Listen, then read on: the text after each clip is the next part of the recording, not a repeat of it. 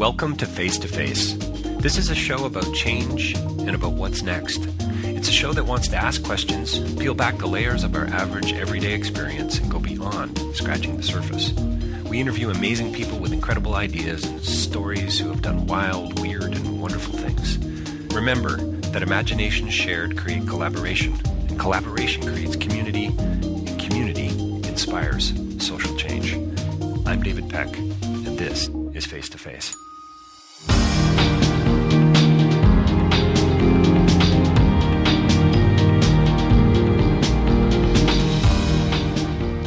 My interview today is with Jonas Mekas. He is a legendary filmmaker. He is somebody that you, if you don't know about him, you need to know about him. 94 years old, and we had this wonderful conversation in Toronto. A little noisy in the background maybe, but I think you are going to enjoy it, and we actually talk a great deal about that. So if you find it distracting, too bad. You'll find out what I mean as you get deeper into the interview.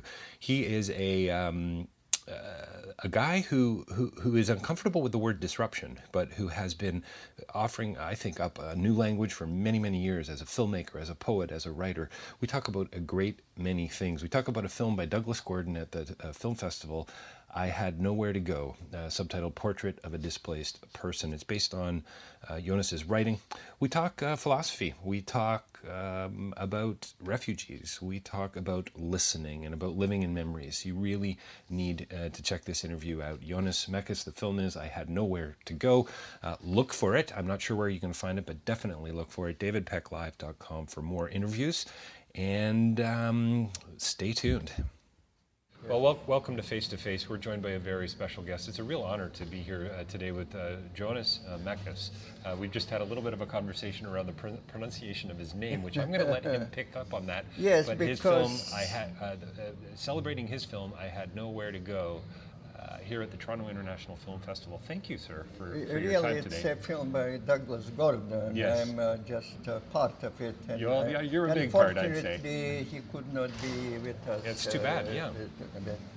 So, back to my name. You see, yes. Where I come from, Lithuania, was known was Jonas Mekas. Here, because, in different areas, countries, different letters are pronounced differently. So in New York, Jonas became Jonas, and Mekas became Mekas or Mekas. So the only country I discovered is Japan, where they make, on many occasions, they asked me, they insisted that they would like to pronounce my name the way it was pronounced when I grew up, where I come from. And they make special effort to pronounce my name important to them. Originally, because they believe that, the sound, your name, how you grow up in your childhood is very important to keep the same. So that is very unique, I think, for Japanese culture A respect in for general. A respect for the context, for the meaning, perhaps? Meaning, you see, the sounds pronunciation, the sounds are very deep in your body, in your memory, and how you react, how you feel when you feel slightly different when myself, when I hear that somebody addresses me as Jonas or Jonas. It's my, like inside something reacts differently to the pronunciation of the name. Before the recorder was turned on, I mentioned the word disruption, and you kind of smiled. Yes, and you but said, I will mention different disruption. Just before we started this conversation, there were some noises around us, and we were waiting until the noises the right moment. But to me, you see, that's one of the problems with the contemporary interviews and television and all occasions, that they try to change the natural light, the sound, the surroundings, the environment. They try to eliminate, to neutralize, like to create completely something else. To me, I like when it's natural situation. If there are noises, if we film, if the scene is filmed, recorded in some interview in a bar and the bar is dark, it should look like it's a dark bar. You don't light it up and make it to something else. So this has been one of my, and today the technology allows you to go into any situation, to completely transform what the documentary, docudramas, and how life is presented on television. We can, the sensitivity of the recording materials in sound and image are such that you can go in there without disrupting the actual life to record the way it is. In a sense, we've all become filmmakers in a sense, or at least we have the potential to become filmmakers. Yes, any child, we all have cameras now, sometimes 2 cameras in our pockets. Any child can do diaristic, real-life recording and exchange, and it's being done. Jonas, I'm sure you don't like labels, that would be my guess, and yet we've started the interview by talking about your name. Are you a philosopher? Are you a filmmaker? I studied Are you a writer, a poet? I've heard you referred to as a lot of things, and in the film yes, I had nowhere to go. I wear 10 different hats. Some I have dismissed already. Okay. But yes, my life circumstances of between my childhood of the small farming village and New York, I went through so many different stages. The war period, the post-war period, this forced labor camp, 4 years of displaced person camps, and then trying to, drop it in New York and trying to let my roots here, and then somehow possessed then by cinema. But I began with poetry. It's changing languages and knowing now, like reading in many languages and not speaking any of them well. That's part of what I went through. I was studying philosophy at the University of Mainz, but then when I was in Wiesbaden, then in the displaced person camp of Wiesbaden, then the camp was moved. We were all moved to Kassel. So you cannot. My studies were disrupted for some time. I traveled between Kassel and Mainz and Wiesbaden, but then I had to stop. It's impossible. When you get food in Kassel and you are studying in Mainz, we were fed by the United Nations Refugee Organization. You see, so. But the refugees. I was for 4 years in displaced person camps. But it's not what the refugees go through now, because we were fed, taken good care by, or comparatively good care by the United Nations Refugee Organization. Now you cannot. What's happening is so dramatically and horribly different. What's happening with the refugees of today, when nobody can help them, and you try to help, and you are disrupted. You cannot even help. The theme of the subtitle of the film, A Portrait of a Displaced Person. That's obviously a reference to you and to others and to, I suppose, all of us in some way. Tell me about this sense of home. It comes up in the film. The sense of wanting to find, putting my head at rest, I suppose, finding a sense of home in a relationship, and that's what I took from, one of the things I took from this film, is this idea of trying to get back to something else. Yes, it's complicated because if we are speaking about exiles and refugees, you see, and immigrants, it's not. There are those who come by their own free will. Let's say you are Irish or Italian, and you want to be, you cannot make the family cannot make money at home, so you go to some other country.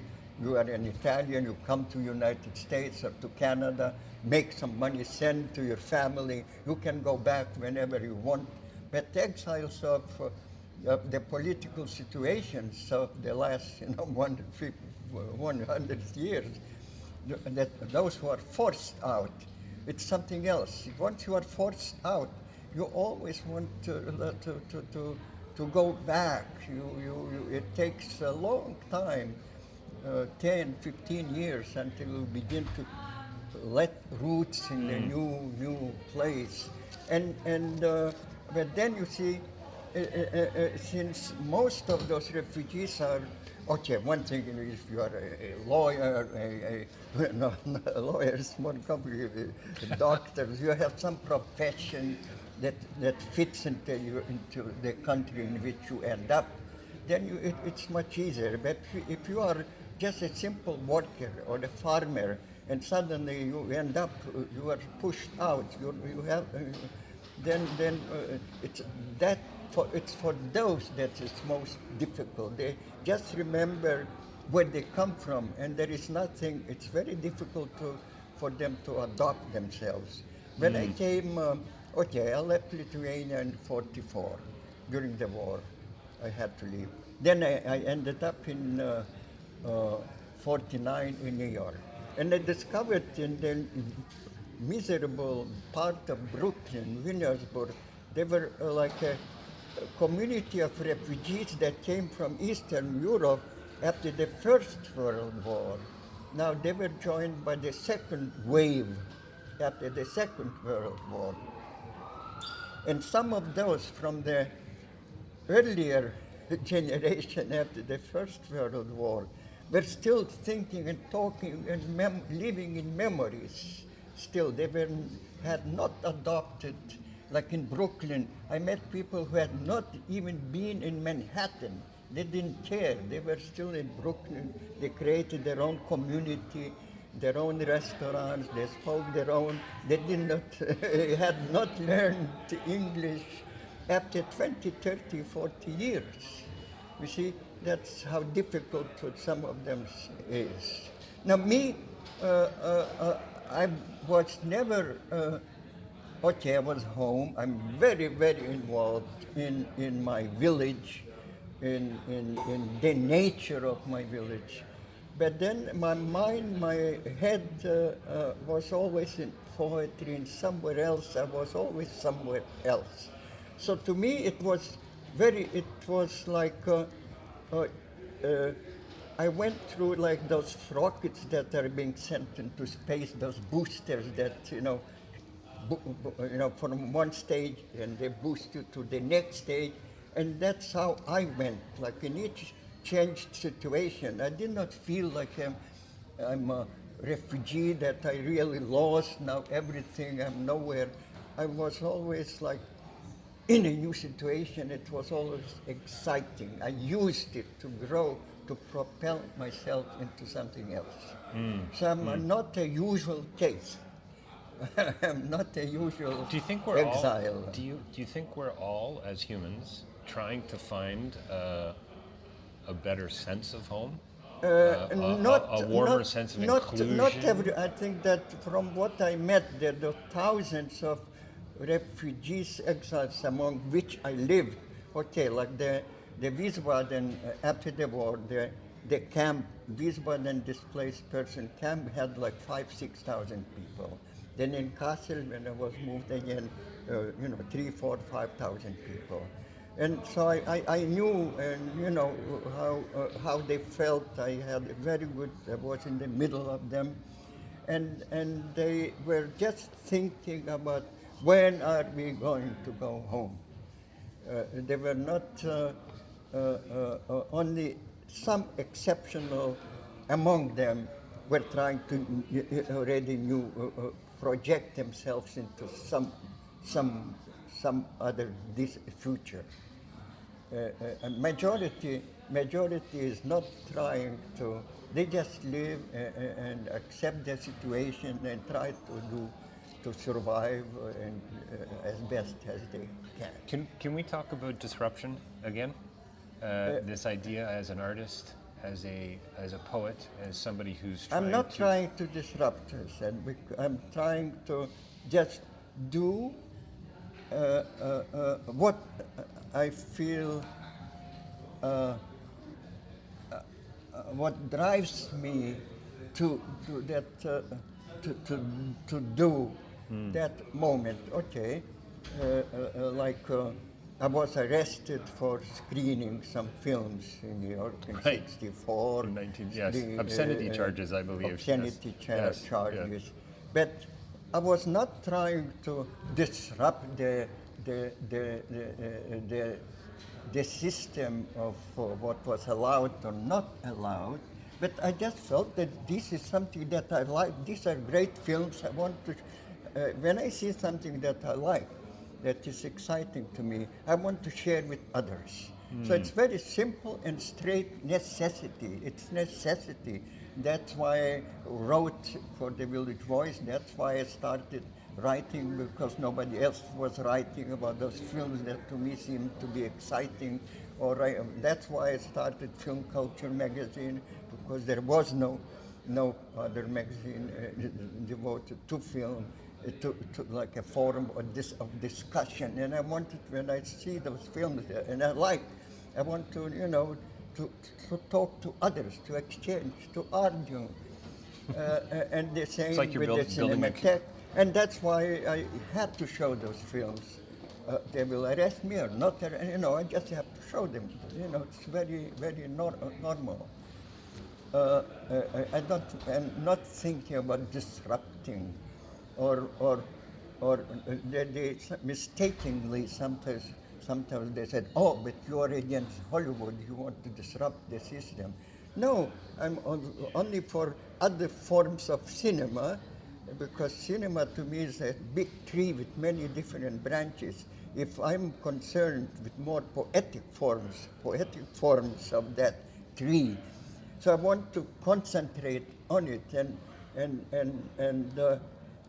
and see that they survive and they bloom and they develop, and I was ignoring Hollywood. Though, for some time, I had to write and see them,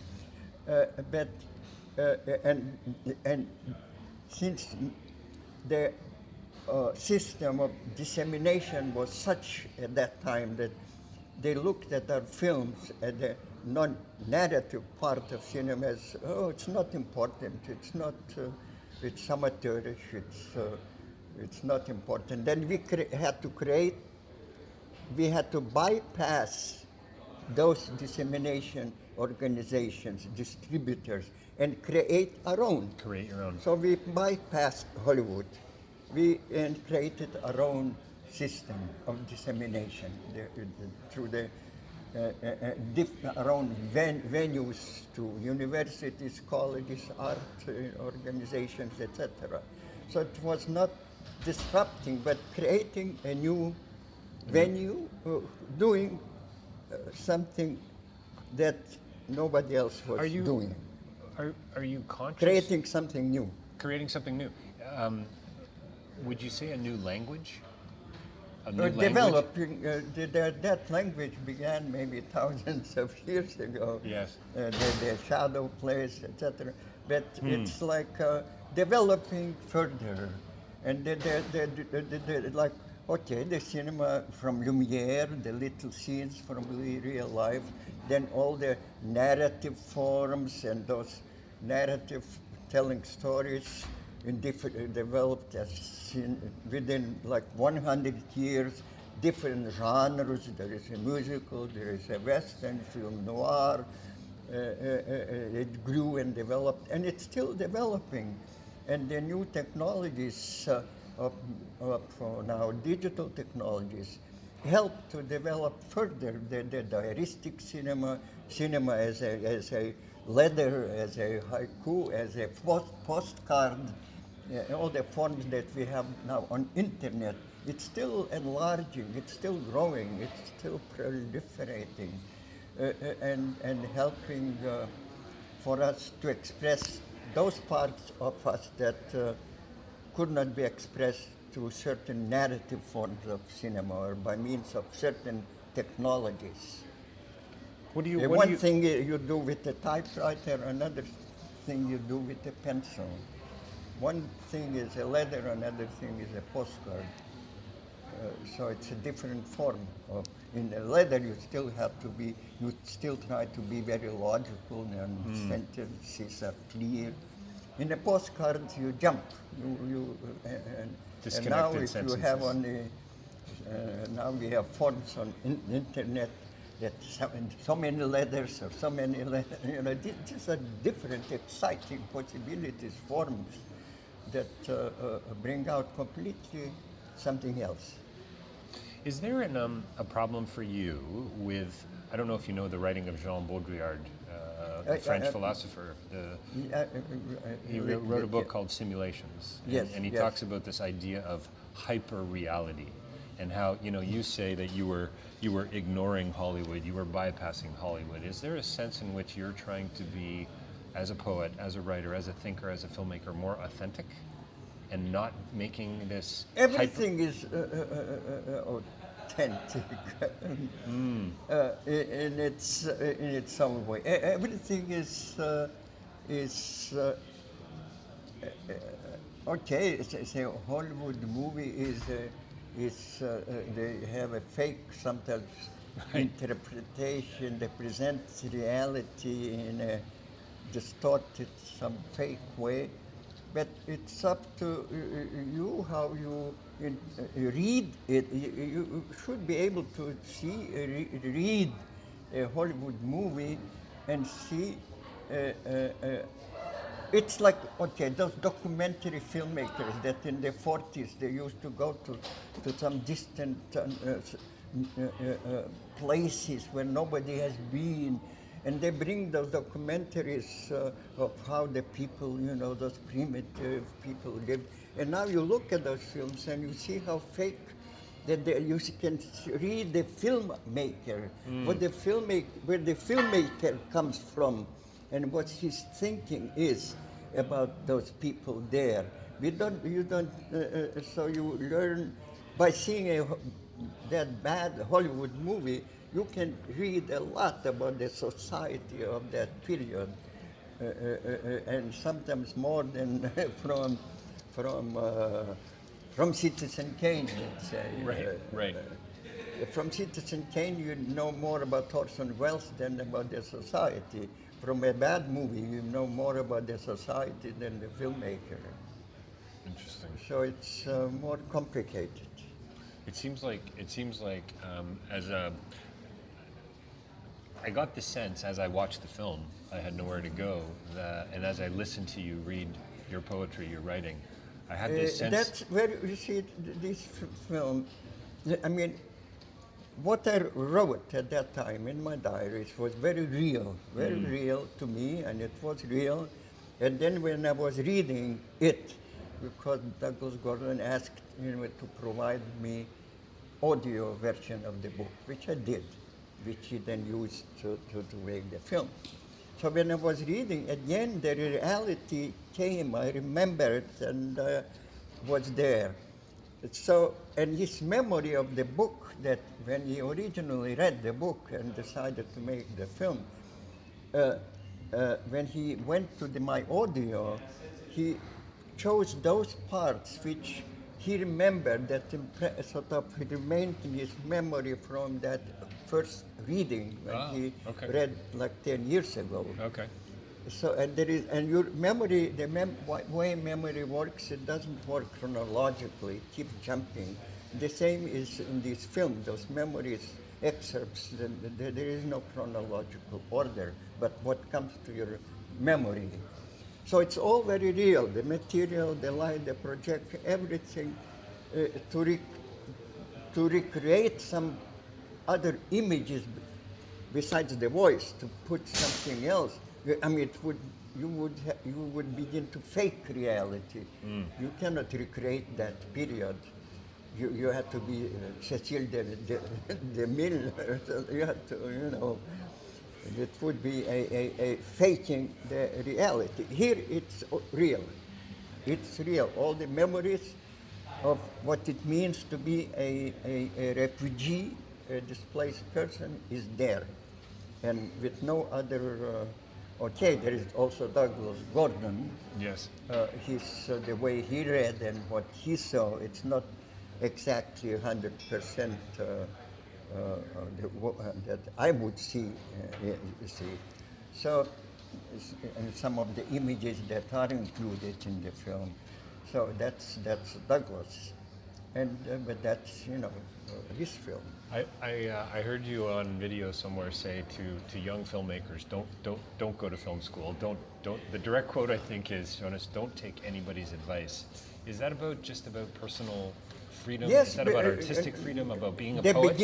At the beginning, yes. But if you really want to make films, then you get the camera and start making films. And it's then that you will discover what you really want to make. Maybe you will discover that, but it is not enough. I want to tell a story, and I have to know more about lights, and I need that and that. Then you go and study that, what's needed for you, for what you want to make. If you really want to recreate some historical or some situation where you need, many other people and work with actors and the sets and situation, of course you have to involve other people and study. But at the beginning, I think, and that no film school will give you that. No film. What you can learn by yourself, trying to do it. So it's almost, in a sense, start exploring, start discovering, and then if there's a technical aspect that you need, that's when it's time to go to school. Yes, to study that area that what you really need. If you want to know about lenses, you study lenses. Right. If you want to know about the lighting, but you also know that if I'm making some bigger, spectacular thing, I will need somebody who knows lights. Right. You don't have to. Don't have to know. So are you lights. saying to the student then, get out there and express yourself? Are you saying get out there and discover and discover and create? I hate those terms. Oh, you hate those terms? Yes. Yes, discovery, creation. Creation. Self-expression, I hate those terms, and they're a big problem there. But just begin, see if you can discover what you are all about, what you really want to do.